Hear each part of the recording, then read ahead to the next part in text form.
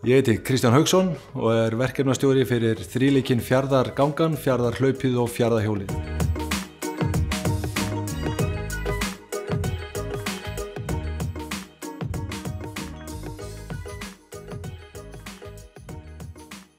Verkefni sem samanstendur af þessum þremur greinum Fjarðargöngunni sem er 30 km skíðagöngukeppni, Fjarðarhlaupið sem svo 32 km fjallahlaup frá Siglufirði til Ólafsfjarðar og svo 30 km rafmagns fjallahjólakeppni sem keppt hérna í hlíðum Tindaxlar í Ólafsfirði.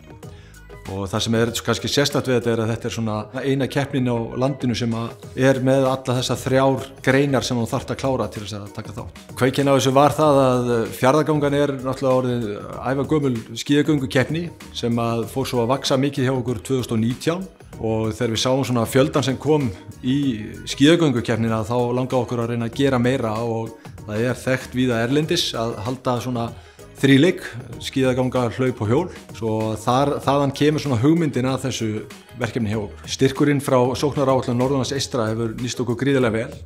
Við vorum með beina útsendingu frá skíðagöngukeppninni sem fyrsta skipti á Íslandi sem hefur verið beina útsending frá skíðagöngukeppni. Einnig nýttum við þetta til þess að útbúa markaðsefni fyrir framtíðina sem á klárlega eftir að nýtast okkur líka. Næstu skref hjá okkur að bara keyra þetta áfram. Við erum búin að halda Fjarðargönguna núna í ár og svo framundan Fjarðarhlaupið og Fjarðarhjólið í sumar og við bara vonumst þess að auka þátttöku og gera viðburðina stærri og flottari.